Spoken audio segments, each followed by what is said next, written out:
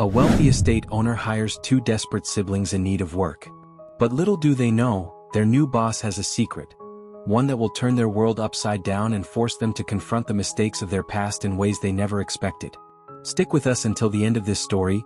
Don't forget to rate it from 0 to 10 in the comments below and to subscribe to our channel. The sun was just beginning to rise, casting a golden glow over the sprawling estate of the Wright family. Dew sparkled on the perfectly manicured hedges, and the fresh scent of earth and flowers filled the morning air. Birds chirped softly in the distance as James knelt by a row of blooming marigolds, his calloused hands carefully loosening the soil around the roots. His eyes, focused and calm, reflected the pride he took in his work. Every inch of the Wright estate's garden was a testament to his dedication. For years, James had poured his heart into maintaining its beauty. It wasn't just a job for him, it was a calling. But no amount of care could shield him from the storm that was brewing within the Wright household. From the second-story balcony, Sarah Wright's sharp gaze landed on him. Her silk robe fluttered in the breeze, her freshly manicured nails tapping impatiently on the balcony railing. "He's still at it," she muttered with disdain, her lips curling into a sneer. "Look at him acting like he owns the place." Her brother Ethan stepped out behind her, still wearing his expensive loafers from the night before. He reeked of last night's whiskey. With a yawn, he rubbed his eyes and glanced down at James. "He's been here too long, Sarah," Ethan scoffed. "He's starting to think he's more than just a gardener." Sarah folded her arms. "He needs to be reminded of his place." She flashed Ethan a mischievous smile. "Why don't you handle that?" Ethan grinned. He lived for moments like these. Moments where he could flex his power over those who couldn't fight back. "Hey, gardener," Ethan called out, leaning over the balcony like a king addressing a peasant. "You missed the spot near the hydrangeas. If I see one brown leaf today, you'll be the one to trim it, with your teeth." His laugh echoed across the lawn. James glanced up, his eyes steady but his jaw tight. He bit back the retort he wanted to shout and simply nodded. He had learned long ago that responding only made things worse. The Wright siblings thrived on dominance, and silence was the only shield he had. By mid-morning, the estate was buzzing with activity. The cleaning staff scurried in and out, chefs prepared lavish meals, and Sarah strode through the garden wearing a wide-brimmed hat, giving disapproving glances to anyone who crossed her path. James was trimming the hedges near the front gate when he noticed Sarah pacing near the porch, her eyes darting around in panic. Her voice rang out like an alarm. "Where is it? Where is it?" she shrieked. "My jewelry box. It's gone?" The entire household froze. Staff members exchanged nervous glances, and James turned slowly toward the house. He saw Sarah storming out the front door, her eyes wild with fury. "Who took it?" she demanded, her eyes scanning the staff as if they were all suspects. Her gaze locked onto James, and her eyes narrowed into dangerous slits. "Where were you this morning, James?" she asked, her voice sharp like the snap of a twig. James blinked, wiping the sweat from his brow. "Working in the garden, Miss Wright. Same as I do every morning." Sarah approached him, her face inches from his. Her perfume was overpowering, a clash of sweetness and venom. "Don't lie to me," she hissed. "You were by the house, weren't you? I saw you near the porch." "Only to water the potted plants," James replied calmly, though he felt his heart starting to race. "Convenient," Ethan chimed in as he swaggered over, his grin already brimming with suspicion. "What a perfect time to stroll by the house when the jewelry box goes missing." He looked at Sarah. "You know how people like him get when they see something shiny?" James's hands tightened into fists, but he quickly relaxed them. "I would never steal from you," he said firmly. "You know that." Sarah raised an eyebrow, her eyes flickering with mock surprise. "Do I?" she said, tilting her head. "I know you've been here a while, James. Long enough to think you deserve more than you have." She glanced at Ethan, her eyes cold and calculating. "Call security?" "Gladly," Ethan replied, pulling out his phone. "No, wait," James protested, taking a step forward. "You can search me. I have nothing to hide. I've done nothing wrong." Sarah's lips curled into a cruel smile. "Then you won't mind if we check your things, will you?" James stood by the servants' quarters as Sarah and Ethan rifled through his meager belongings. His clothes were dumped onto the ground, his gardening tools examined like they were weapons.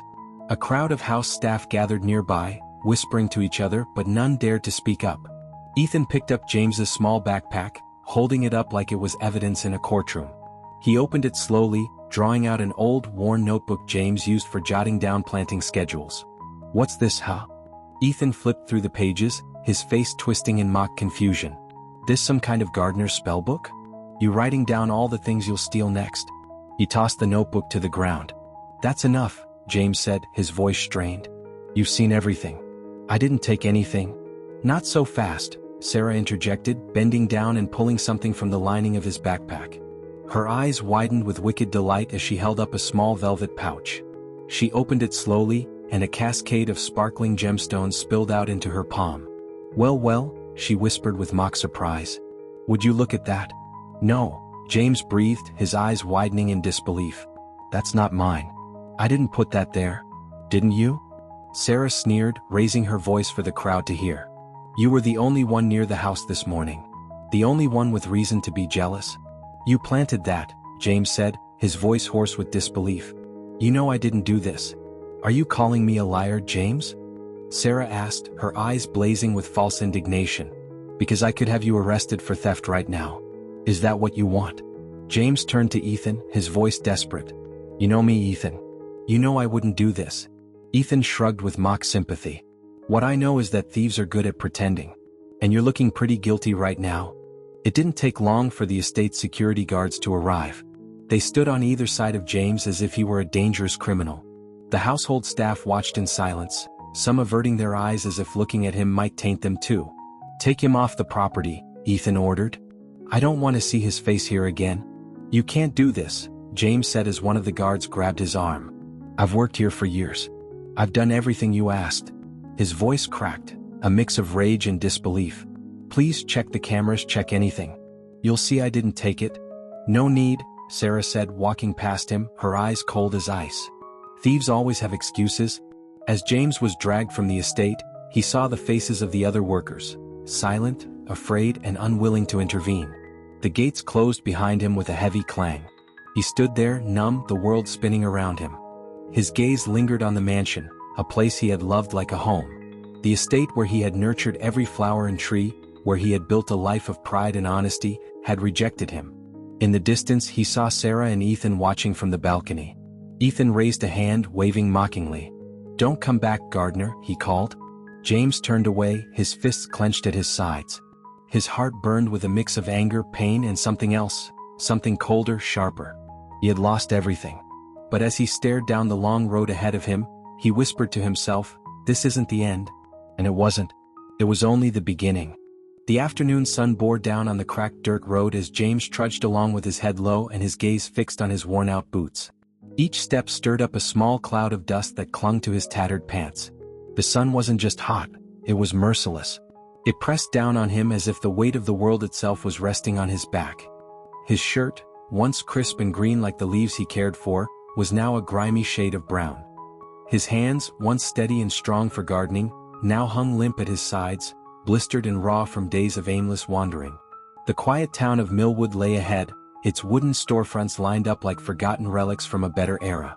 Its people, once familiar faces who would greet him with warm nods, now saw him as something to be avoided. Word of his crime had traveled faster than he had, and his name had become a stain no one wanted near their doorstep. As he entered the town square, the whispers began. That's him, muttered a woman clutching her child's hand tighter. The thief, said a gray-haired man leaning against a storefront. Got caught stealing from the Wrights? James's heart tightened.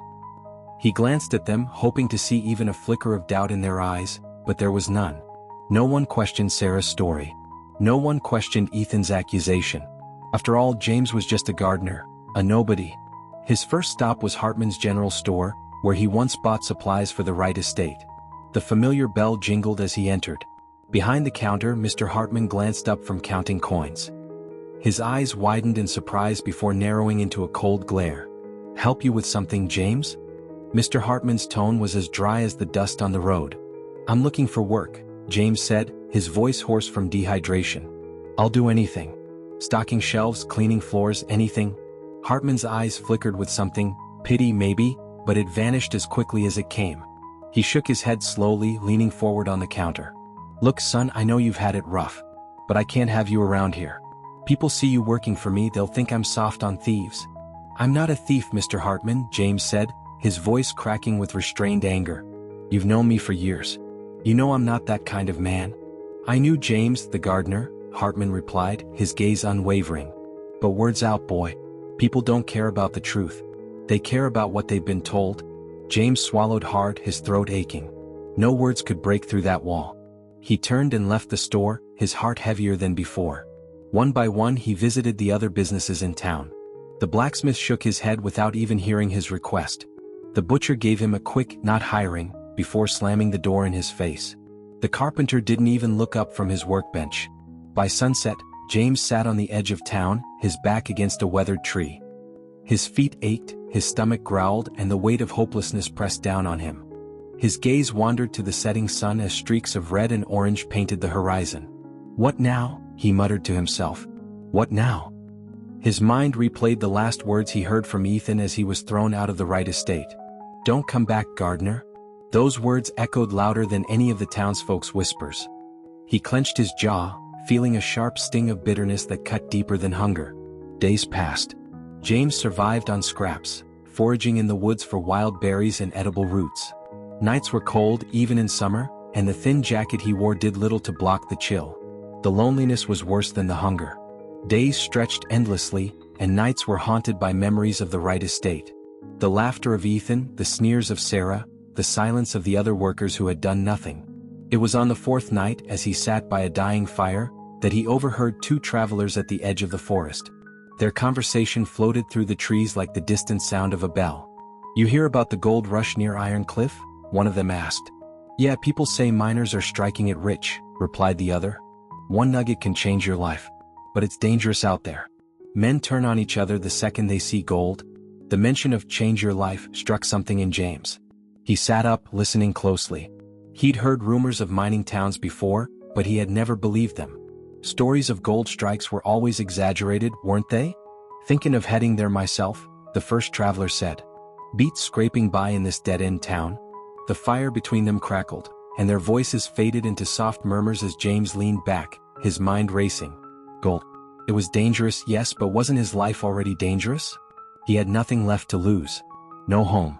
No family. No reputation. But with gold.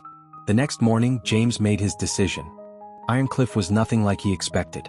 The town was barely a town at all, just a cluster of ramshackle huts, tents, and half-built shacks. The air reeked of sweat, dirt, and unwashed bodies. Men with wild eyes and unkempt beards moved like ghosts, eyes darting toward any stranger who got too close. The clang of pickaxes echoed through the mountainside like war drums. James approached one of the foremen, a burly man with arms like tree trunks and a face that looked carved from stone. "I'm here for work," James said, standing tall despite his exhaustion. The foreman eyed him. "Got your own tools?" "No," James admitted. "Then you'll be working for scraps," the foreman barked. "Share of gold goes to the man with the pickaxe, not the man with empty hands." James nodded. "I'll take it." And so it began. Day after day, James worked in the mines, sharing a pickaxe with two other men. They took turns digging through rock and earth, chasing the faintest glimmer of gold dust. The work was brutal. The air was thick with the metallic taste of iron and the sharp tang of sweat. Every swing of the pickaxe rattled his bones. His hands blistered, bled, and blistered again. But he didn't stop. The other miners weren't friendly. Some grumbled when he took too long to swing. Others stared at him with hollow eyes. Desperation hung over them like a fog. Everyone here wanted one thing, a nugget big enough to escape. But gold wasn't found easily. James learned quickly that hope was dangerous. A man would dig for weeks, only to unearth nothing but dirt. He saw men collapse from exhaustion, and once he witnessed a fight break out over a single flake of gold dust. It ended with one man unconscious in the dirt and the other with a broken nose. That night, as James lay on a bed of straw in the workers' quarters, he stared at the wooden beams above him, his body aching in places he didn't know could ache. But he didn't give up. He couldn't. Each day his hands grew stronger, his grip steadier, his swings sharper. The man who had been thrown from the Wright estate was gone. The man who remained was something tougher, harder, forged in the fires of suffering. Late one afternoon, as the sun began to dip below the ridge, something happened. His pickaxe struck rock, and for a moment he thought it was nothing but stone. But when he pried the pieces apart, something glittered in the dim light. His heart stopped. His breath caught. "Is that?" gasped one of the other miners. James didn't answer. His fingers trembled as he pulled out a chunk the size of his fist. He wiped away the dirt, revealing the unmistakable glow of gold. Pure, solid, gold. His vision blurred, his mind unable to process it. The other miners were staring, eyes wide with hunger, their hands twitching. James clutched the nugget close to his chest. His heart pounded like thunder. He glanced at the men, his gaze hard and sharp as the pickaxe in his hand. "Stay back," he warned, his voice steel. The men glanced at each other but didn't move. James's eyes darted around, his senses sharp as ever. He had found his salvation. But he knew one thing for certain. No one here could be trusted. James crouched low in the shadow of the mine, his heart pounding like a war drum.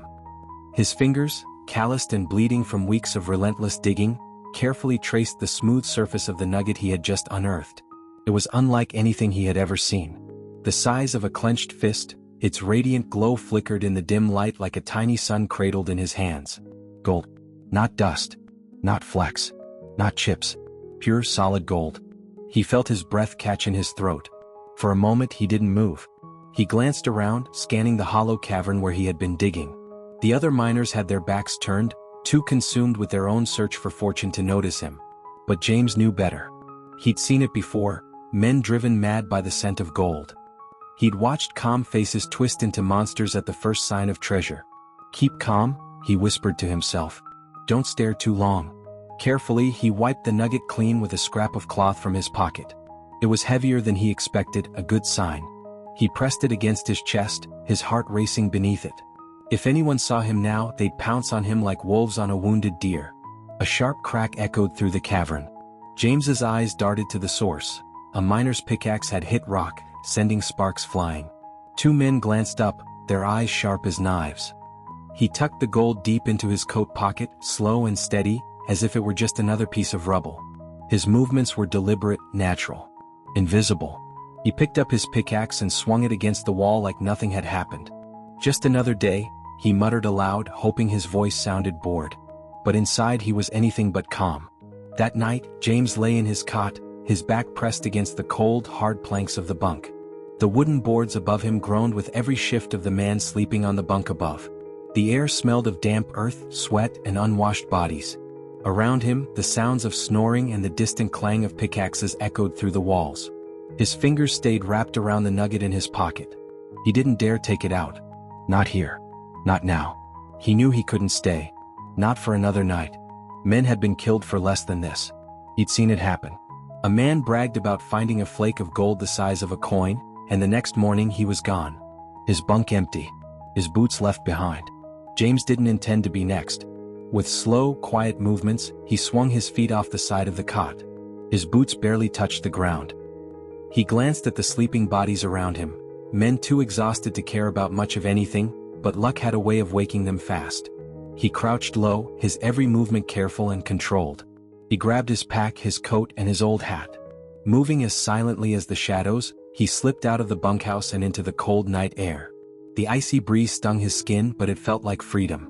He pulled his coat tight, his heart thudding with every step away from the camp. "Don't look back," he told himself. "Keep moving." The path away from the camp wasn't safe. The trail was a narrow, rocky slope that led down to the woods. It was known as the drop for good reason. One slip and you'd tumble to your death. But death didn't scare him as much as the eyes that might be watching him from the dark. He gripped his pack tighter and descended slowly, carefully planting each step. Rocks crunched underfoot, each sound magnified in the silence of the night. He glanced up at the ridge where the campfires of the mining town flickered like distant stars. If anyone spotted him, they'd know he was running. His heart wouldn't stop pounding. Every noise, the snap of a twig, the hoot of an owl, set his nerves on edge. He could feel the gold nugget pressed against his ribs, a solid weight that reminded him of both his fortune and his danger. Then he heard it. Footsteps. Not his. James spun around, eyes wide, his breath coming in short gasps. He crouched low behind a boulder, pressing his back against the cold stone. The footsteps crunched through the leaves, slow, deliberate, measured.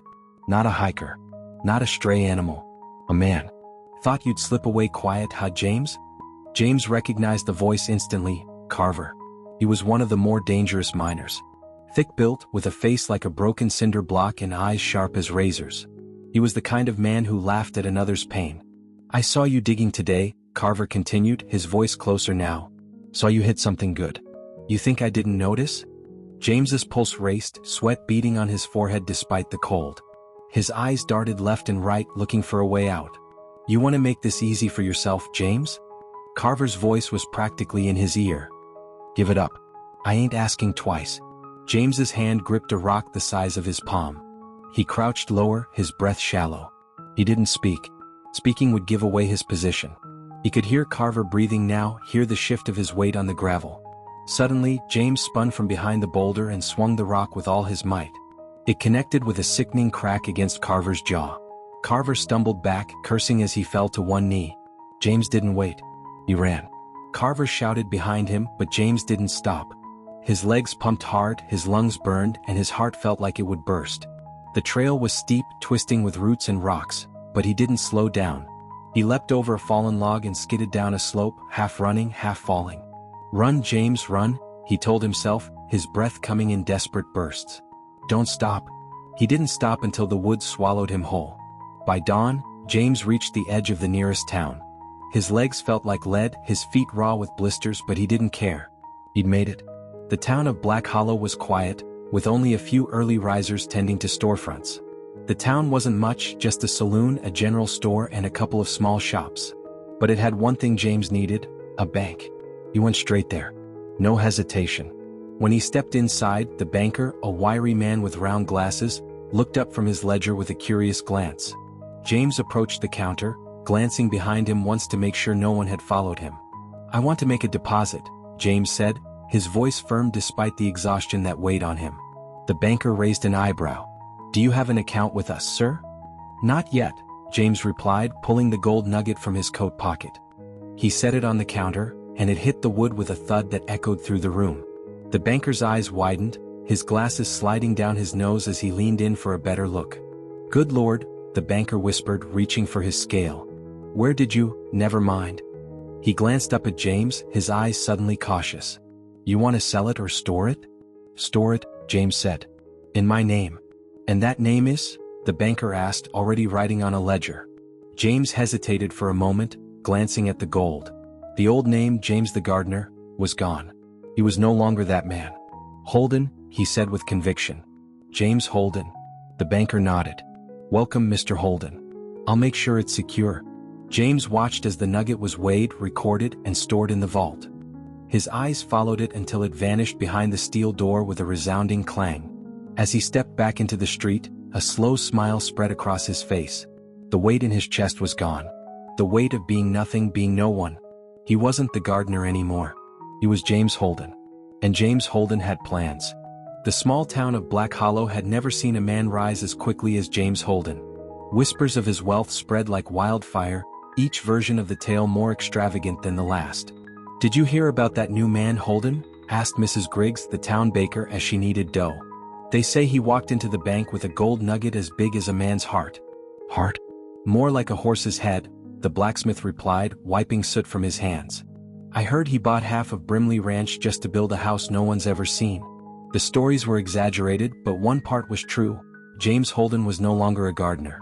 His transformation was deliberate. After securing his gold, James sought out the best legal and financial minds in the nearest city. He didn't just want wealth, he wanted security. Mr. Miller, a lawyer with a reputation for discretion, was the first to be hired. Then came Mr. Rourke, a financial advisor known for his ability to make a dollar feel like 10. Together they built a paper trail so complex that no one could trace James Holden back to James the gardener. James cut his hair shorter, grew a neat beard, and dressed in tailored suits that draped over his frame with precision. The gardener's boots and worn-out shirts were gone. Now he wore polished leather shoes that clicked against marble floors. His posture changed too, no longer the bowed frame of a man trying not to be noticed. He walked upright, his gaze level with the world, not beneath it. In less than 6 months, James Holden purchased Raven Ridge Estate, a grand property on the outskirts of town.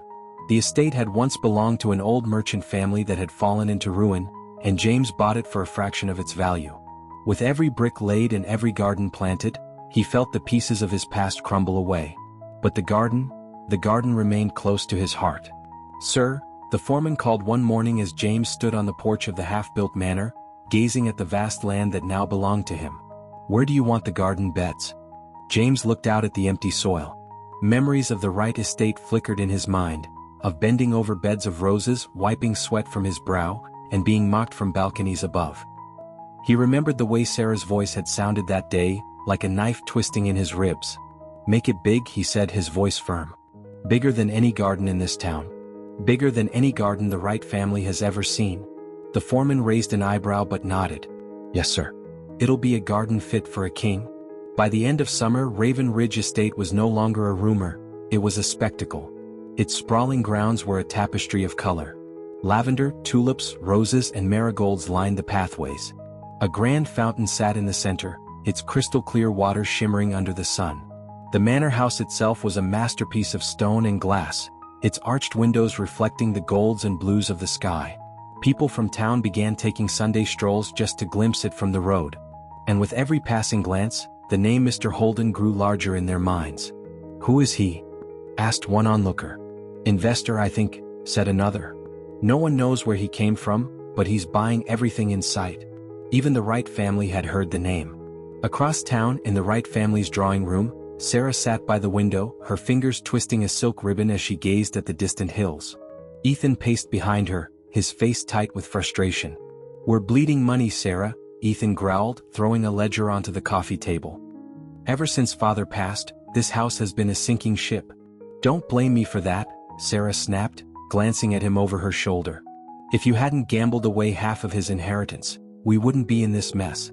Ethan glared at her but said nothing. She wasn't wrong.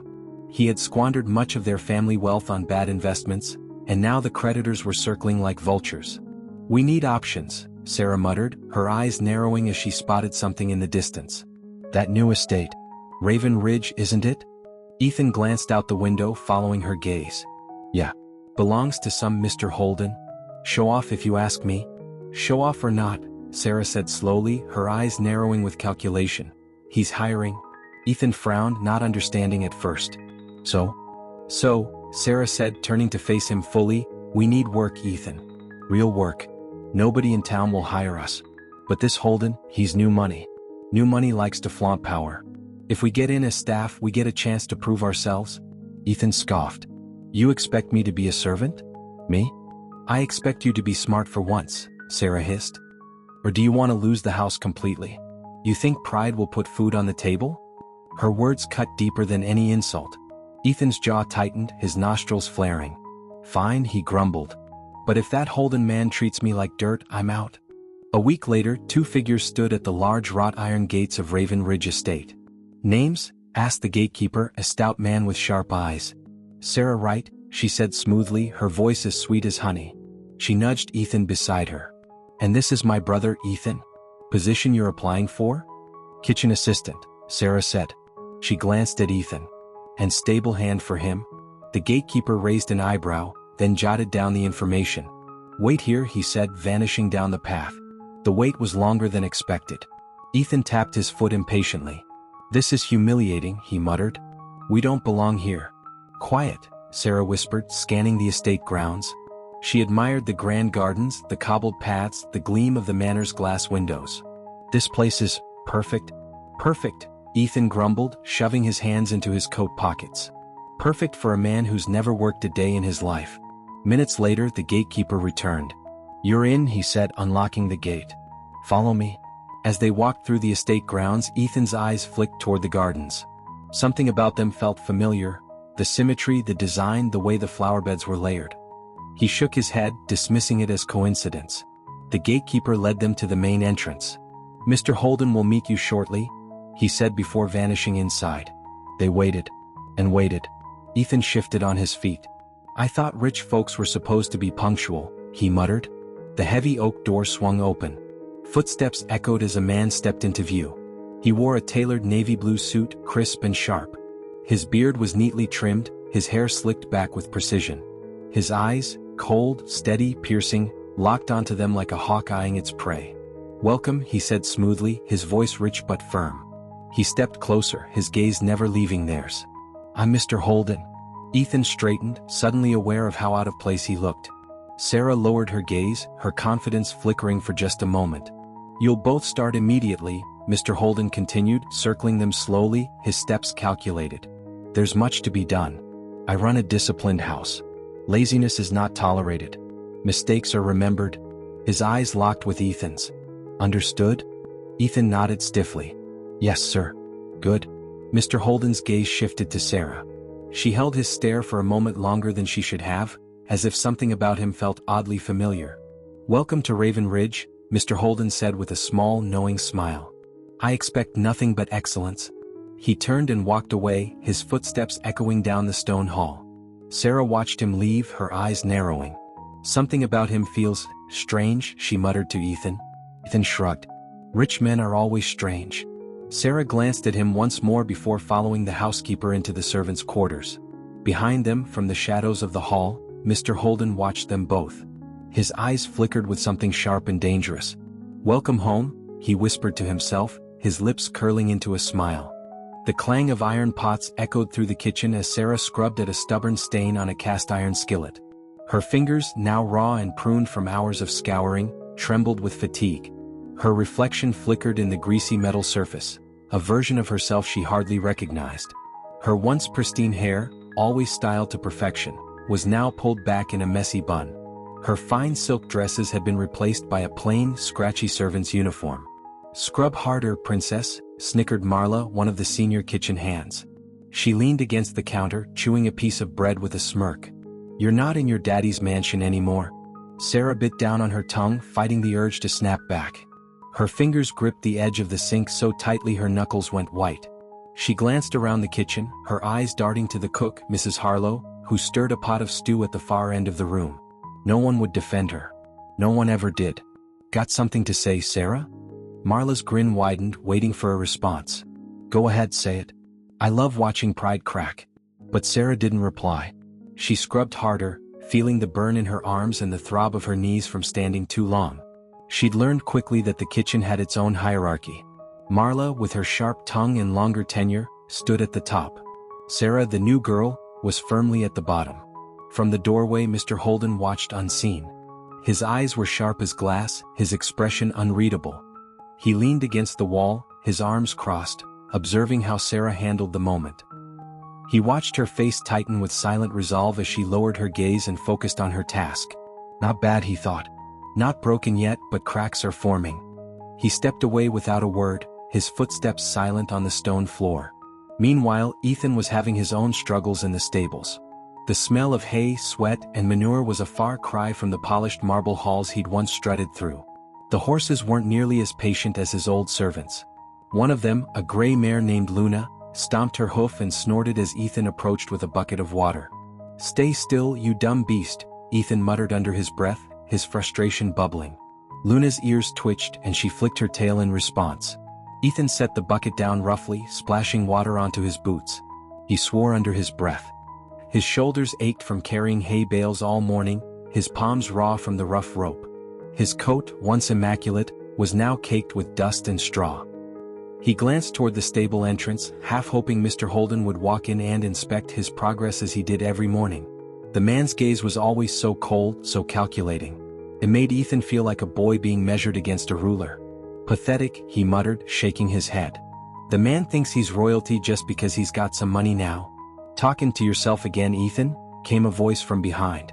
Ethan turned to see Sam, one of the stable hands, tossing a saddle over the side of a stall. Sam was lean, his face sun-worn and creased like old leather. He always had a grin on his face like he knew something Ethan didn't. Mind your business, Sam, Ethan snapped. Easy there, big man, Sam chuckled, leaning on the stall door. Didn't mean nothing by it. Just funny, that's all. Used to see you strolling into town like you owned it. Now look at you shoveling muck like the rest of us. He gave a short laugh. Life's a wheel, ain't it? Ethan's face turned red with anger. He reached for the bucket and hurled the rest of the water against the stall wall. Say another word, Sam, he warned, and I'll knock that grin off your face. Sam's grin didn't fade. He just shook his head slowly. That temper's why you'll never last here, rich boy. The words hit harder than Ethan expected. Rich boy. He'd once worn that title with pride. Now it tasted like ash. Days passed and Mr. Holden's presence was everywhere. He wasn't a loud man. He didn't bark orders like the foreman Ethan had seen at the mining camps. He didn't yell or demand. He simply watched. His eyes tracked every movement, every mistake. During breakfast in the servants' hall, his voice echoed from the far end of the room. "Marla," Mr. Holden called, his voice smooth and quiet but with weight behind it. "If you have time to chatter, you have time to scrub." Marla's smirk vanished as quickly as it came. She shot Sarah a glance full of resentment, but she picked up a cloth and got to work. Later that day, as Ethan hauled a fresh bale of hay into the stable, he spotted Mr. Holden leaning against the stable entrance, his face half hidden by shadow. His gaze was fixed on Ethan. Not a word, not a sound, just watching. "Something you want, boss?" Ethan asked, his voice sharp with irritation. "Just watching," Mr. Holden replied, his tone casual. "Seems you've had some trouble with patience, Ethan. Men without patience break faster." Ethan dropped the bale with a loud thud and wiped the sweat from his brow. "I'm not here to be lectured." "Good," Mr. Holden said, his eyes narrowing. "You're here to work?" Ethan's jaw clenched so tightly he could feel his teeth grind. He grabbed the bale and shoved it into the corner of the stable, harder than necessary. Mr. Holden watched him a moment longer before turning away, his polished shoes tapping lightly on the dirt path. The nights were the hardest. Sarah and Ethan shared a small, cramped room in the servants' quarters. 2 narrow cots on opposite sides of the room, 1 dresser between them, and a single lantern flickering on a hook by the wall. "This is a prison," Ethan muttered one night, lying on his cot, staring at the ceiling. His arms ached from a day of hauling barrels. "It's work," Sarah replied from across the room. Her hands were bandaged from burns she'd gotten from handling hot pans too quickly. Her eyes stared up at the ceiling as well, but her voice was steady. "You could quit if you wanted." Ethan snorted. "Yeah, and live where? Sleep on the street? You think that Holden freak would care?" Silence settled over them. Sarah knew Ethan was right. They had nowhere else to go. Their house was gone, the family fortune drained. This estate was their last option. "You think he knows?" Ethan asked quietly. "Knows what?" Sarah replied. "Knows who we are." Sarah shook her head. "If he knew, he'd have thrown us out by now." Ethan grunted. "Feels like he's testing us." "Feels like karma," Sarah said softly, closing her eyes.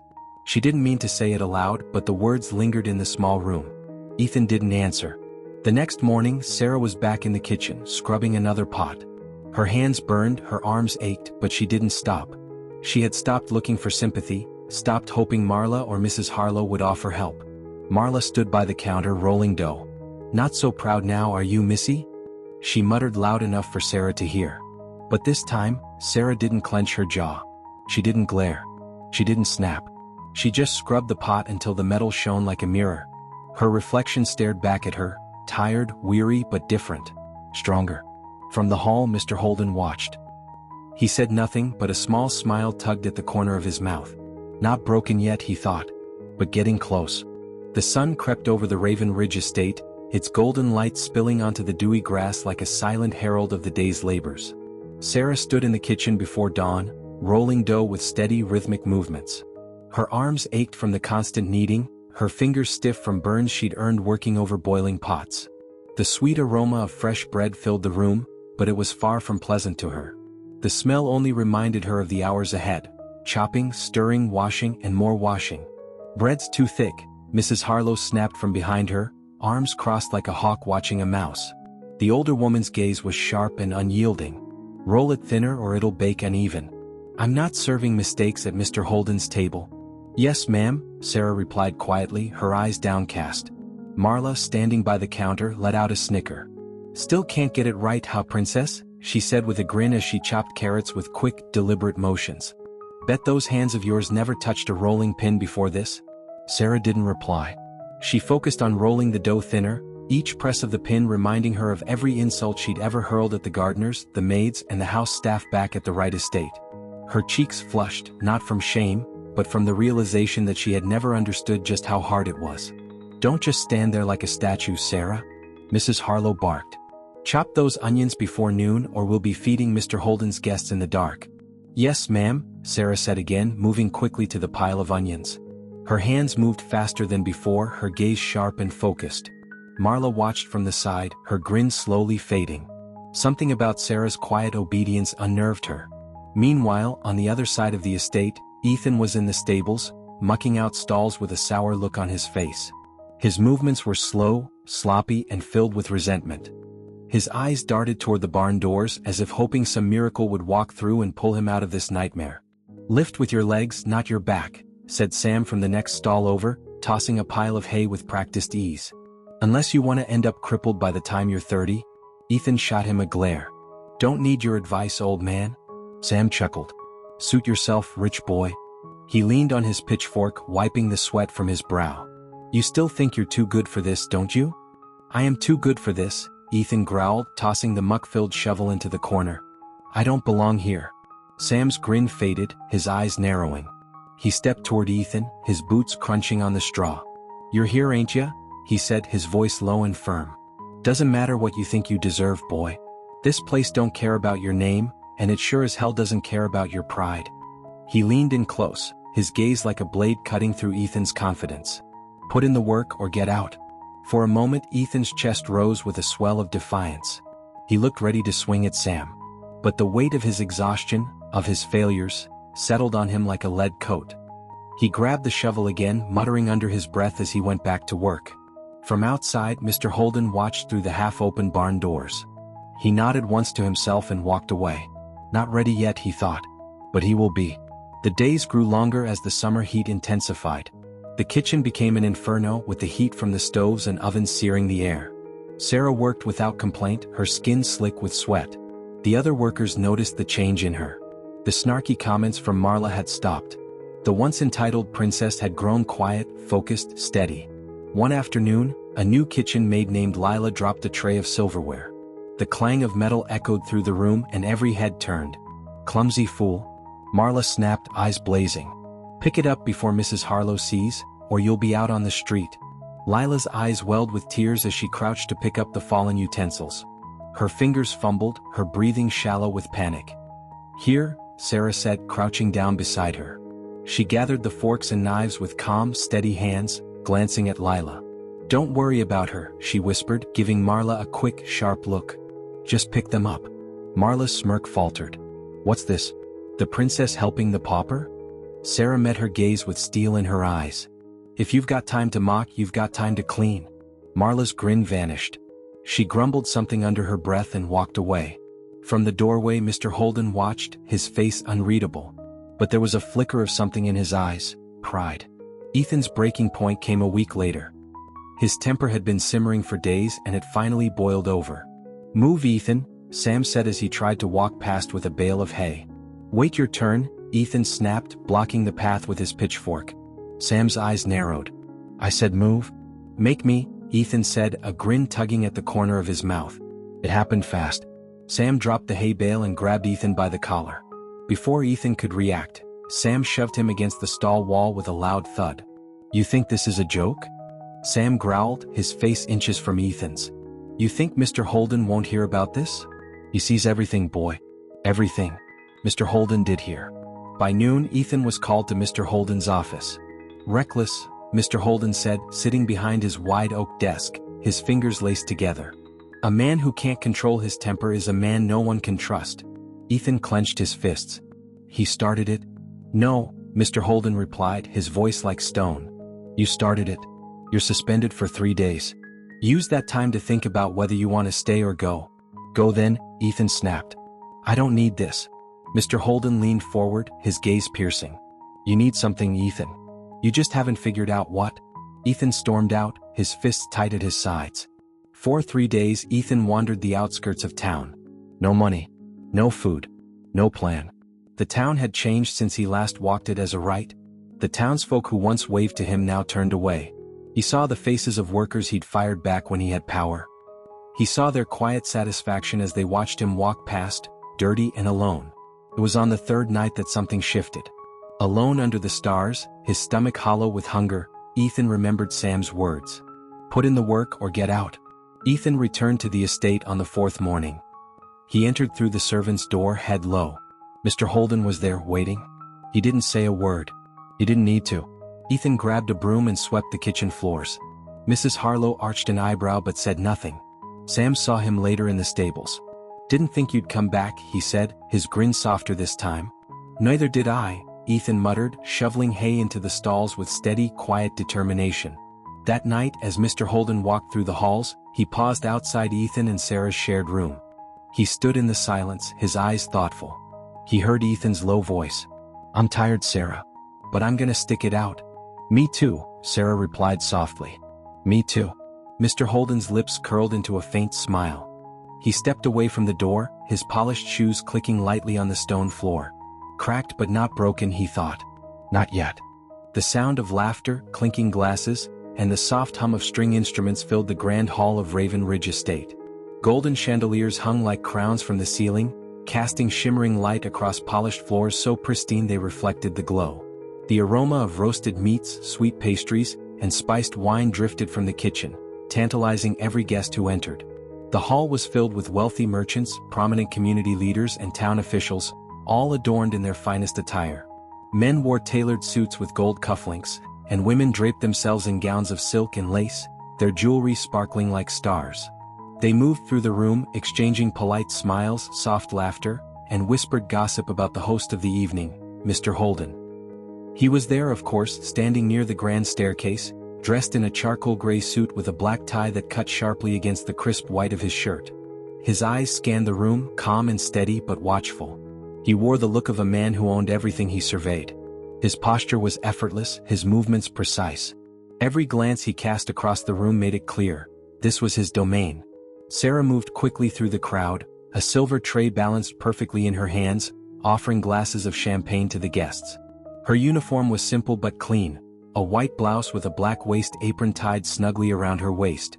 The weight of the tray made her arms burn, but she didn't flinch.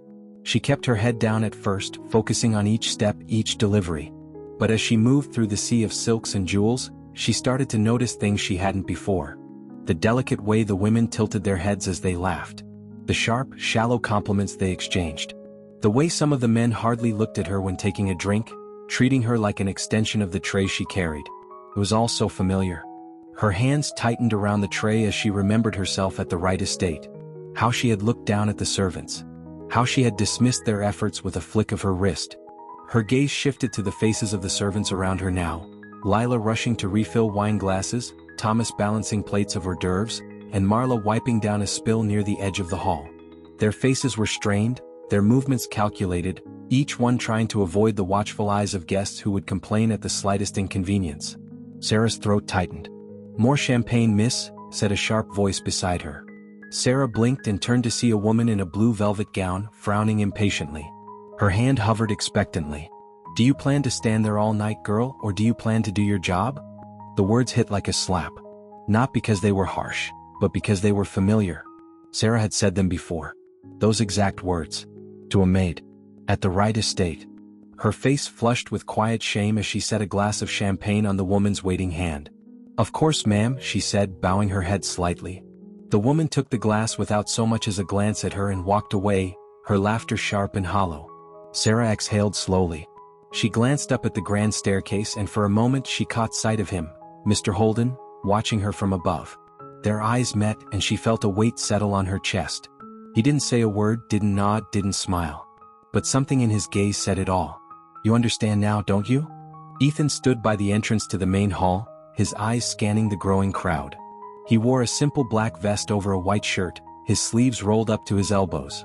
His job was simple: greet guests, take their coats, and ensure no one entered with mud on their boots. Simple, tedious, and humiliating. He hated it. Every time a man handed him a coat without so much as a glance, every time a woman brushed past him like he was invisible, he felt it. The sting. The insult. He felt like furniture. No, less than furniture. Furniture at least had value. A guest, an older man with a round belly and ruddy cheeks, shoved his coat into Ethan's chest with so much force that it nearly knocked him backward. "Careful with that, boy. It's imported," the man grunted, not even looking at him. Ethan's fingers curled into the coat, his knuckles tight with restraint. For a split second, his mind flashed with images of his old life. The dinners, the wine, the banquets where he was the guest, not the servant. His jaw tensed as he hung the coat on the rack, biting his tongue so hard he tasted copper. He caught sight of Mr. Holden at the far end of the hall, mingling with guests. Their eyes met. Ethan straightened his back, his pride swelling. "He's watching me," Ethan thought. Waiting for me to lose it. But Ethan didn't. Not this time. He hung the coat properly, adjusted it, and stood his ground. He wouldn't give Mr. Holden the satisfaction. An hour later, the sound of clinking glass echoed through the hall. The crowd's chatter softened as everyone turned to face the source of the sound. Mr. Holden stood at the top of the grand staircase, a wine glass in one hand, his other hand resting lightly on the banister. His eyes scanned the room like he was commanding an army. "Friends," he said, his voice smooth but firm like the quiet crack of distant thunder. "Thank you all for coming tonight. It is no small thing to build something from nothing. But with patience, with perseverance, and with faith and hard work, even the smallest seeds can grow into the strongest trees." The crowd nodded, smiling politely. "Many of you have asked me where I came from," he continued, stepping down one stair at a time. "Some have wondered how I came into my wealth, how I built this estate. The truth is simple." He paused. "I built it with work." The crowd clapped politely. "But work isn't just about labor," he said, his gaze sweeping the room. "It's about humility. It's about recognizing the hands that lift you. No one rises alone." His eyes fell briefly on Sarah, then on Ethan. "Some of us learn that later than others." Ethan's throat tightened. He knew those words were for him. "Tonight, we celebrate hard work, transformation, and redemption," Mr. Holden concluded, lifting his glass high. "To second chances and to those wise enough to recognize them." The crowd erupted into applause. Guests raised their glasses and echoed, "To second chances." Ethan stood still, his chest tight with a feeling he didn't recognize. He looked at Sarah, who glanced at him at the same moment. Neither of them spoke, but they didn't have to. They understood now. The party continued with laughter and music, but for Sarah and Ethan, it wasn't just another night of labor. It was a mirror. Hours later, when the guests had left and the hall was silent, Sarah sat at the edge of her cot, untying her apron. Her fingers hovered for a moment as she stared at her hands. The burns, the calluses, the strength she'd gained. Ethan sat across from her, leaning against the wall, his eyes distant. He glanced at his hands too, the dirt still clinging to his nails from earlier. "Sarah," Ethan muttered, his voice low. "Yeah," she replied, glancing up. "I don't think I knew how much I owed people," he said slowly, his eyes distant as if seeing something only he could see. "I don't think I ever knew how much they gave up to make things easy for us." Sarah stared at him, surprised. Her brother wasn't one for reflection. "Me neither," she admitted. The room fell into quiet stillness, the weight of everything they'd learned that night settling over them like a blanket. From the hallway, Mr. Holden listened. His lips pressed into a thin line, his eyes flickering with something close to satisfaction. "They understand now."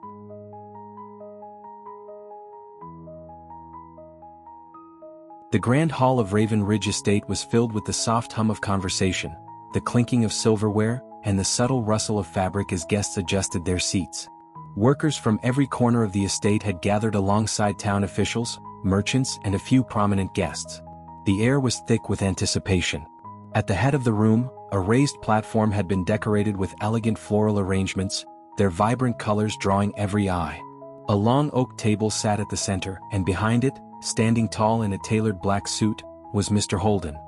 His posture was regal, his gaze calm but piercing, as if he saw every soul in the room at once. Beside him were his most trusted staff, Mrs. Harlow, Sam from the stables, and a few senior workers from the estate.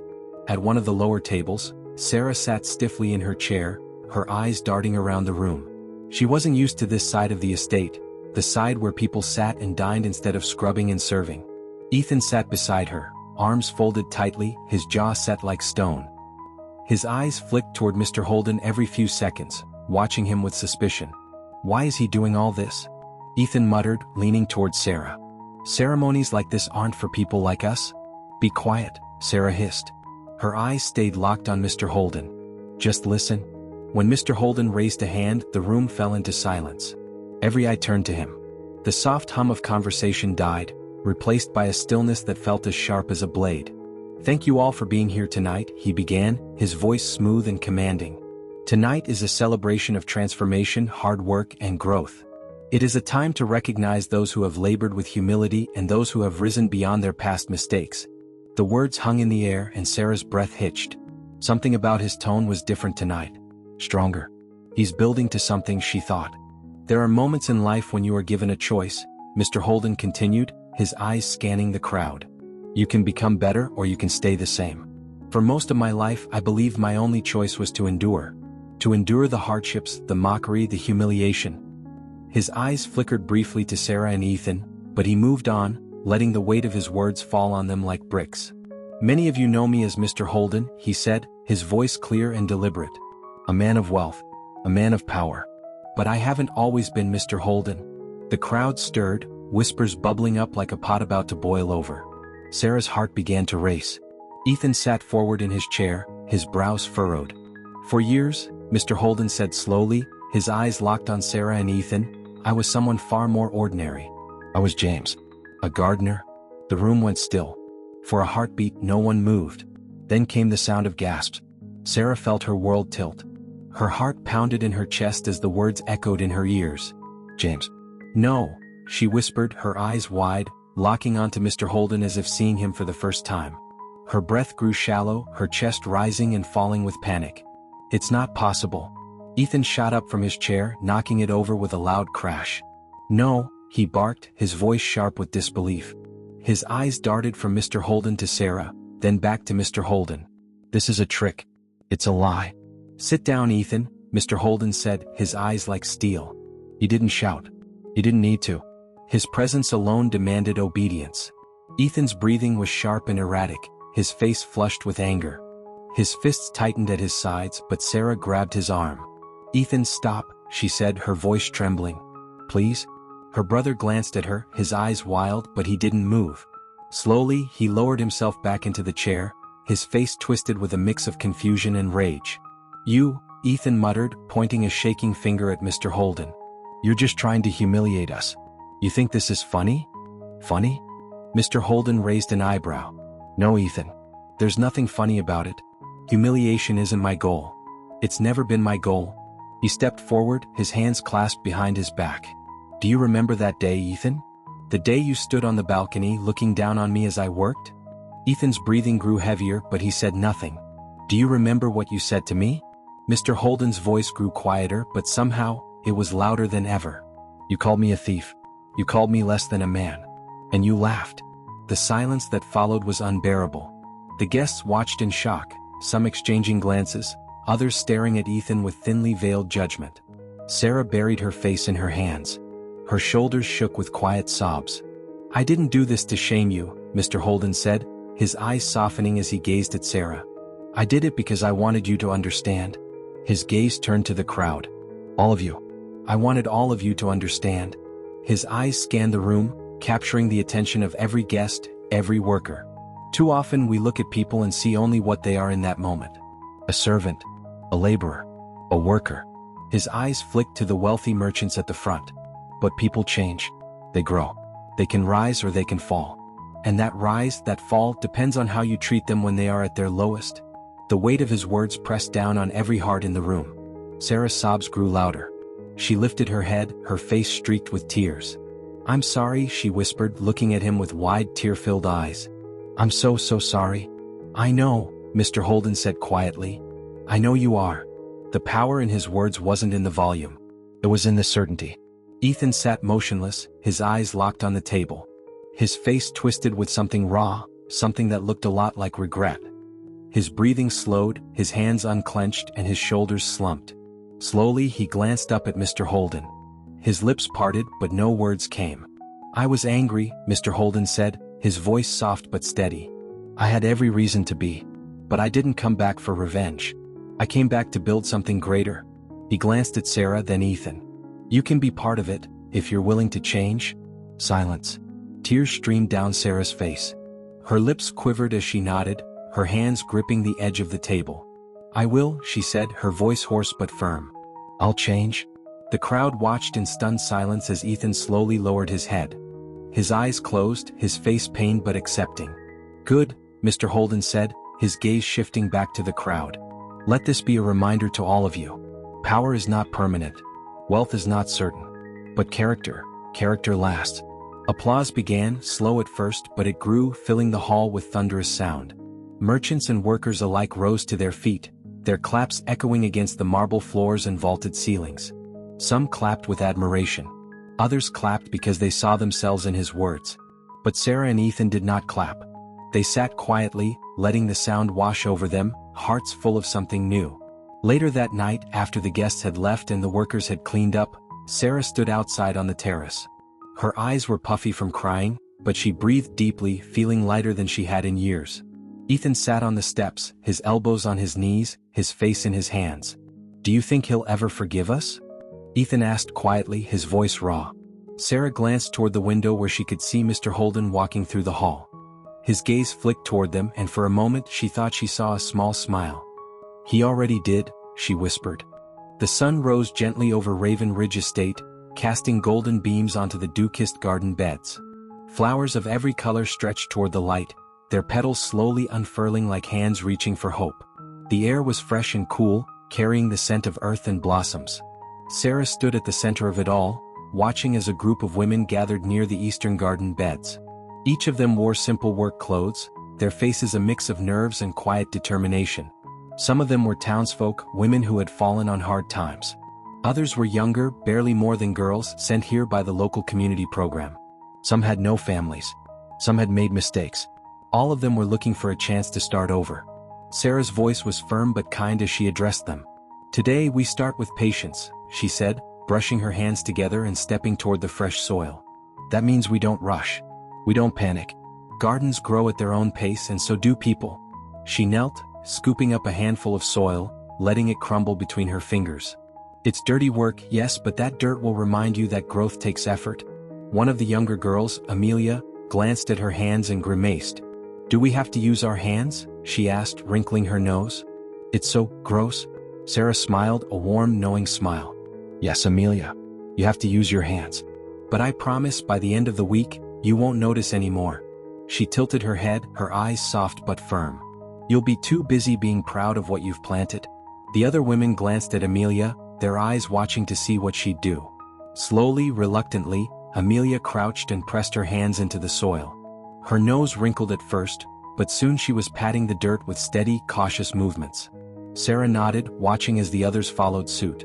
She saw herself in them. She saw the hesitation, the doubt, and the slow, quiet acceptance. She knew that journey well. From the far end of the path, Mr. Holden watched silently, his arms behind his back.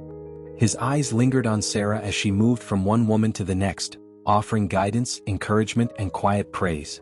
She didn't look like the same person he'd seen on that balcony years ago. Her movements were purposeful. Her eyes were clear. Growth, he thought, his lips curling into a subtle smile. This is growth. On the other side of the estate, Ethan's hands gripped the handle of a hammer, his eyes narrowed in concentration. The sharp crack of nails being driven into wood echoed through the air as he worked on building a new tool shed. Beside him, 3 boys from the community program watched closely, their eyes darting between Ethan's movements and the half-finished frame of the shed. "Not like that," Ethan said, turning to one of them. He handed the hammer to a boy named Jake, a wiry teenager with a chip on his shoulder. "Keep your grip firm. Line it up straight. One good swing, not 3 weak ones." Jake rolled his eyes. Yeah. I know how to use a hammer. Do you?" Ethan raised an eyebrow, tilting his head. "Because that last board you nailed and looks like a squirrel did it?" The boys snickered and Jake's face flushed. His eyes darted to his crooked nail and then to Ethan. "Fine," he muttered, snatching the hammer. He lined it up, swung once, and the nail drove in straight and clean. "See?" Ethan said with a small nod. "Better?" Jake glanced at him, surprise flickering in his eyes. "Yeah, I guess." "Don't guess." "No." Ethan grabbed a fresh plank of wood and propped it up on the frame. "When you know you've done good work, no one can take that away from you." The boys nodded, their gazes fixed on him with a mix of respect and curiosity. Ethan glanced at them, remembering when he had that same look. Back when he thought he knew everything. Back before all of this. One of the younger boys, Lucas, raised a hand. "Did you always know how to do this stuff?" he asked. Ethan laughed, a short, sharp bark of a laugh. He glanced at his hands, his palms now rough and strong. "No," he thought. "I didn't know anything." "Not always," he replied. "But I learned. Same as you're learning now." From the path leading to the workshop, Mr. Holden watched quietly, his gaze unwavering. Ethan didn't see him, but Mr. Holden noticed every shift in his demeanor, every subtle sign of patience that had not been there before. Not perfect, Mr. Holden thought, but better. Later that afternoon, Mr. Holden gathered the workers, volunteers, and community members in front of the new garden expansion. The sun hovered just above the horizon, casting soft orange and pink hues across the estate grounds. Rows of flowers stretched behind him like a living tapestry. Men, women, and children sat in makeshift chairs and stood along the path, watching him with quiet attention. Sarah stood near the front, her hands folded neatly in front of her. Ethan leaned against a post on the far side, arms crossed, but his eyes stayed locked on Mr. Holden. "Today we stand in a place that didn't exist a year ago," Mr. Holden began, his voice carrying through the air. "This was once empty ground. Barren. Dry. Forgotten." He spread his hands toward the garden behind him. "But look at it now. Look at what patience, effort, and humility can create." The crowd murmured in agreement, nodding as they glanced at the rows of flowers and the fresh garden beds. "This is not just a garden," he continued, his eyes scanning the faces of the crowd. "It's a symbol. A reminder that even when you feel like you've been buried, you still have the power to grow." His gaze landed on Sarah, then on Ethan. For a moment he paused, his eyes soft but firm. "Some of us learn this lesson the hard way." The crowd turned to glance at Sarah and Ethan. Sarah stood straighter, her face calm but proud. Ethan shifted on his feet but didn't look away. "And that's okay," Mr. Holden said, drawing their attention back to him. "Because growth isn't about where you start. It's about what you do after." Applause broke out. It wasn't thunderous, but it was strong. The kind of applause that lingers longer than it should, echoing in the air like the sound of rain after a dry season. Sarah glanced at Ethan. He met her eyes, and for the first time in a long while they smiled at each other. A small, quiet smile. That evening, as the crowd dispersed, Mr. Holden walked along the garden path, his steps slow and deliberate. The estate was quiet now, the air filled only with the distant chirp of crickets. He paused at the edge of the eastern garden, gazing at the fresh rows of soil. "Beautiful, isn't it?" He turned to see Sarah standing behind him, her apron folded in her hands. "It is," he said softly. "And it's only just begun." They stood in silence for a moment, the air thick with unspoken words. Finally, Sarah glanced at him. "Thank you," she said, her voice quiet but certain. "For what?" Mr. Holden asked, tilting his head. "For not giving up on us," she replied, her eyes bright with sincerity. He smiled, not a grand smile but a small, steady one. "People only fail when they stop trying." He glanced at her, his eyes filled with pride. "And you, Sarah, haven't stopped." She lowered her gaze, a quiet smile tugging at her lips. "Keep growing," Mr. Holden said as he turned to walk away. "That's all I ask." The soft crunch of gravel echoed beneath Mr. Holden's polished shoes as he walked the winding path through the heart of the newly expanded garden. The air was fresh with the scent of blooming lavender and the earthy aroma of freshly turned soil. The garden stretched far and wide, more beautiful and vast than he had ever dreamed. The fountain at the center stood tall and regal, water cascading down its stone tiers in a soft, soothing rhythm. Around it, clusters of people worked in quiet harmony, planting, watering, trimming. Not servants. Not workers. People seeking second chances. The garden had become more than a place of beauty. It was now a sanctuary. A place where people came not just to work but to heal. In one corner of the garden, Sarah knelt beside a young girl, her hands gently guiding the girl's fingers as they patted the soil around a fresh sprout. "Not too tight," Sarah said, her voice calm but firm. "The roots need space to breathe just like you." The girl, no older than 15, looked up at her with wide, curious eyes. Her clothes were plain but clean, her hair tied back into a loose ponytail. Her name was Ellie, one of several girls from the local youth rehabilitation program. The first day she arrived, her eyes were filled with distrust and defiance. But now, after weeks of patient guidance, those eyes held a quiet kind of hope. "Like this?" Ellie asked, pressing the soil carefully. "Exactly," Sarah said with a nod, a warm smile forming on her face. "You've got it."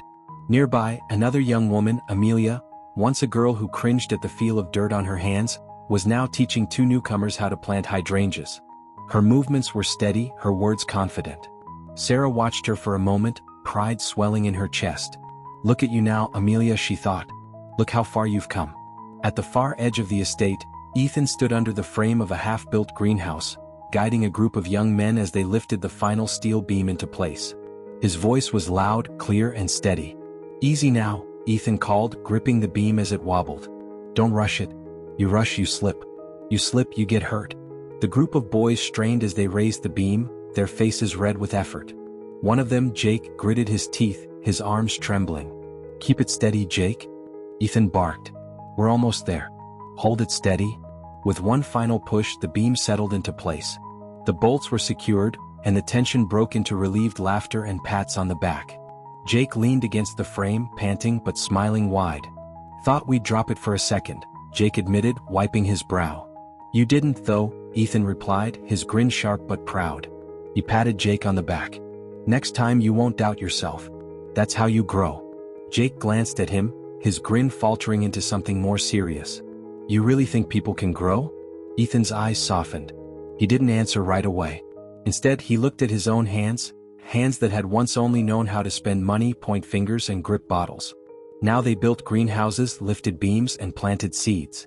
Yeah, he finally said, his voice steady. I do. The sun climbed higher, its warmth spreading through the estate. Mr. Holden stood at the top of a stone path, gazing down at the scene below. Sarah guiding young girls through the delicate art of planting. Ethan teaching the boys how to build something that would last. Young men and women laughing, working, and learning together. This is it, he thought. This is what it was all for. He didn't hear the footsteps behind him, but he knew who it was. The soft, deliberate pace, the gentle click of heels on stone. Beautiful, isn't it? Mrs. Campbell's voice was smooth and warm, like the sun on a spring morning. She stepped beside him, her eyes scanning the garden below. Her silver hair was tied back in a neat bun, and she wore a deep blue coat that matched the sky above. She folded her hands in front of her, her eyes crinkling with satisfaction. It is, Mr. Holden replied, glancing at her with a rare smile. More than I ever imagined. You should be proud, she said, tilting her head toward him. This was your dream after all? He shook his head slowly, his eyes never leaving the garden. Not just mine, he said softly. Dreams don't grow alone. They need hands to tend them. Mrs. Campbell chuckled. You sound more like a philosopher than a businessman. Maybe, he said with a smirk. But I've lived long enough to know which one leaves a better legacy. They stood in comfortable silence for a moment, watching as Sarah led Ellie to a fresh garden bed, and Ethan handed Jake a saw to cut new planks for the greenhouse frame. You made the right choice, James, Mrs. Campbell said, turning to look at him fully. Her eyes, sharp but kind, studied him. Forgiveness isn't easy. Most men would have chosen revenge. Revenge is loud, Mr. Holden replied, his voice low but firm. Forgiveness is quiet. But quiet things grow stronger. She nodded, her gaze softening. You should tell them that. Not yet, he said, glancing down at Sarah and Ethan. They're figuring it out on their own. Later that day, Mr. Holden walked the garden path, alone. His hands moved slowly along the tops of the blooming flowers, his fingertips grazing petals as soft as silk. His eyes traced each row of plants, each patch of soil that had once been barren. Empty ground now full of life. He stopped by a row of wild sunflowers. Their stalks were tall, their faces turned toward the sun. Do you remember this one? He glanced over his shoulder. Sarah stood there, wiping dirt from her hands with a cloth. She stepped up beside him, gazing at the sunflowers with quiet reverence. You planted it on your first day back, she said with a small smile. I didn't think it would grow. Neither did I, he admitted, his gaze distant but peaceful. But here it is. They stood there for a moment, silent, both of them lost in their thoughts. Do you ever think about it? Sarah asked quietly. What we did to you? Mr. Holden tilted his head, considering her words. Sometimes, he admitted.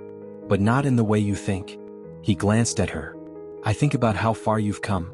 Her eyes welled with tears, but she wiped them away quickly, nodding to herself. Thank you, she said, her voice cracking just a little. He reached out, placing a hand on her shoulder. No more thanks, Sarah. Just keep planting. She nodded, her breath unsteady but sure. That night, Mr. Holden sat on a bench at the edge of the estate. The garden stretched out before him, bathed in the soft glow of the moon. Fireflies blinked in and out of sight, their tiny lights flickering like distant stars. From here he could see it all, the fountain, the flowers, the rows of fresh soil, and beyond that, the soft glow of lanterns where Ethan and the boys worked late on the greenhouse. Laughter echoed from the distant workshop. His eyes closed for a moment. He inhaled deeply, taking in the cool night air. Growth takes patience, he thought. Roots must break through the hardest soil before they can grow. When he opened his eyes, the garden was still there, alive, full, and growing. What do you think about Mr. Holden's decision to forgive Sarah and Ethan instead of seeking revenge? Would you have done the same, or do you think they deserved a harsher lesson? Share your thoughts in the comments below. We'd love to hear your perspective. If this story moved you, don't forget to like the video and subscribe to our channel for more powerful tales of redemption, growth, and second chances.